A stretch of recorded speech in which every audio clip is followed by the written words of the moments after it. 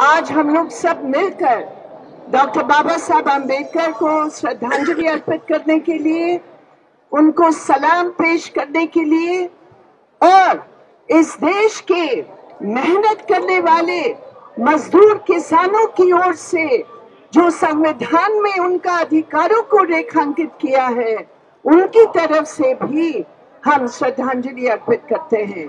मेरे प्रिय साथियों, कॉमरेड सीताराम ने बहुत विस्तार से बात रखी है। मैं सिर्फ उसमें 2-3 बात पर विशेष जोर देना चाहती हूँ।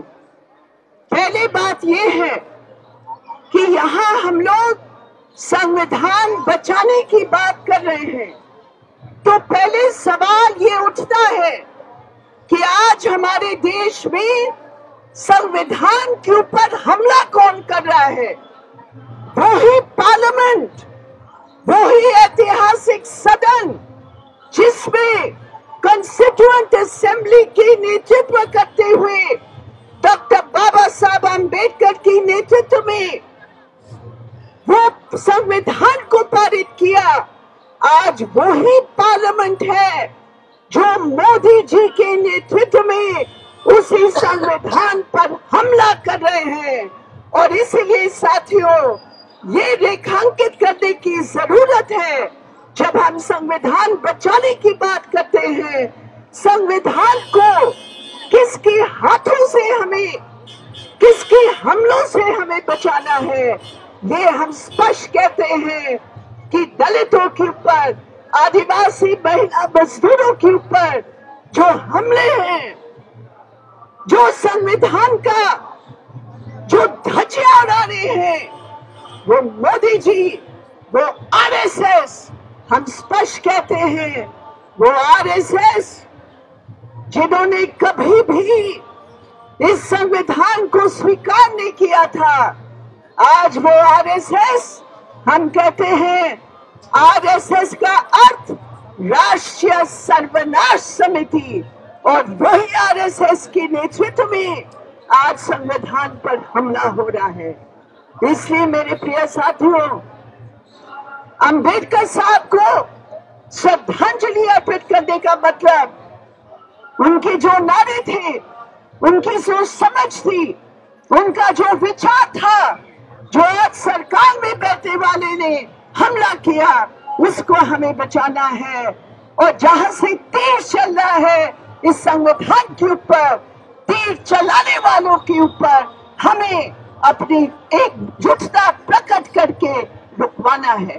दूसरी बात मैं कहना चाहती हूँ, आज जो बैठे हुए हैं, जो डॉक्टर अंबेडकर को हाईजैक करने का प्रयास कर रहे हैं, पूछो उनसे, तुम्हारी सरकार के आंकड़े ये बताते हैं कि नहीं कि 2021 में एक साल में मेरे प्रिय साथियों 50,090 केस रजिस्टर्ड हुए हैं दलितों के ऊपर अत्याचार के।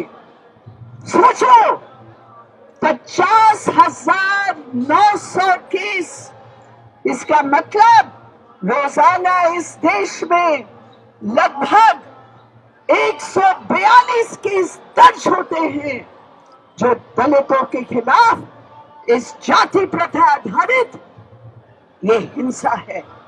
और उसमें जो दलित महिलाएं हैं, हाथरस की महिला, हमारी बहन, हमारी बेटी को याद करो मेरे प्रिय साथियों, उनके ऊपर गैंगरेप हुआ, उसकी हत्या हुई। योगी सरकार ने हत्यारों को बचाने का प्रयास किया। क्यों? वो उच्च जाति के थे और उच्च जाति के आधार पर ये मनोवादी सरकार जो बीजेपी के हिंदुत्व का नारा लेकर बुलडोजर चलाती है गरीबों पर, ये हिंदुत्व का अर्थ है मनोवाद, धर्म से लेना देना नहीं है। ये मनोवादी विचार के आधार पर हमारी हाथरस की बेटी को ये अदालत ने बरी कर लिया सबको, और योगी सरकार ने उसके खिलाफ कोई अपील दर्ज नहीं की। ये है बीजेपी का असली चेहरा।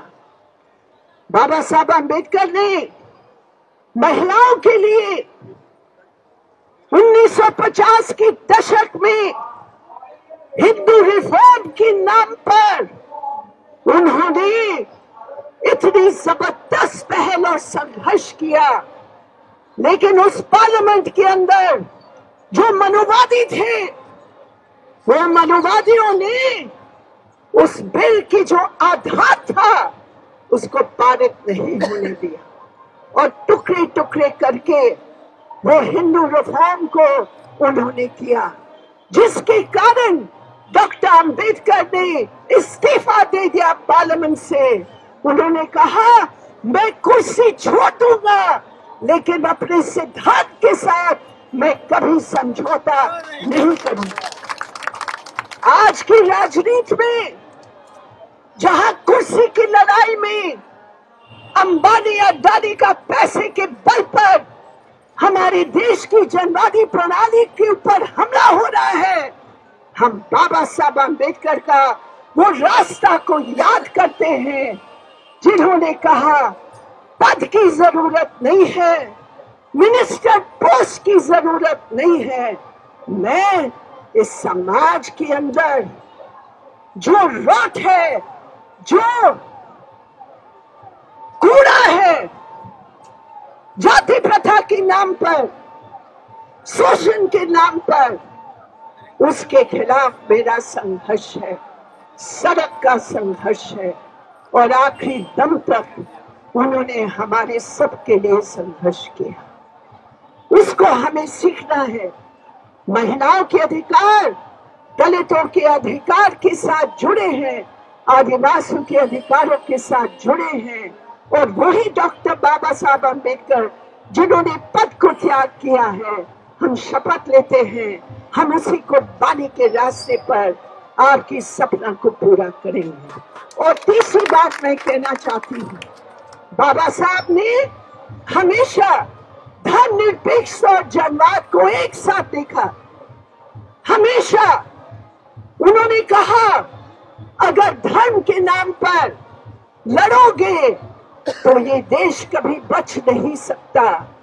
और आज मेरे प्रिय साथियों, जब धर्म के नाम पर मुसलमानों और दलित दोनों पीड़ित हैं, दोनों शिकार हैं, उनके बीच में वो द्वार और विभाजन पैदा करने का प्रयास कर रहे। वो कह रहे लड़ो इनके खिलाफ, एकजुट हो इनके खिलाफ, ताकि हम राज करें।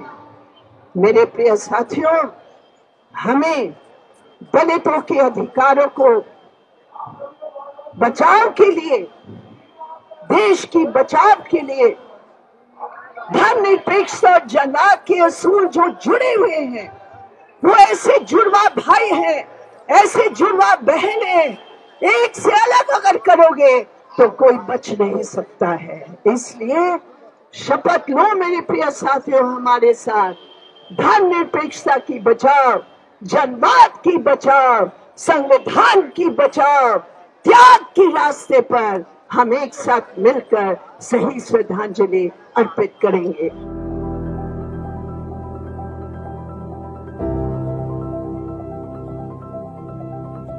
नवनवीन आणि ताज्या घडामोडींसाठी महाराष्ट्र जनभूमी न्यूजला सबस्क्राइब करा, त्याचबरोबर बेल आयकॉनवर क्लिक करा आणि मिळवा आमच्या बातम्यांचे नोटिफिकेशन्स।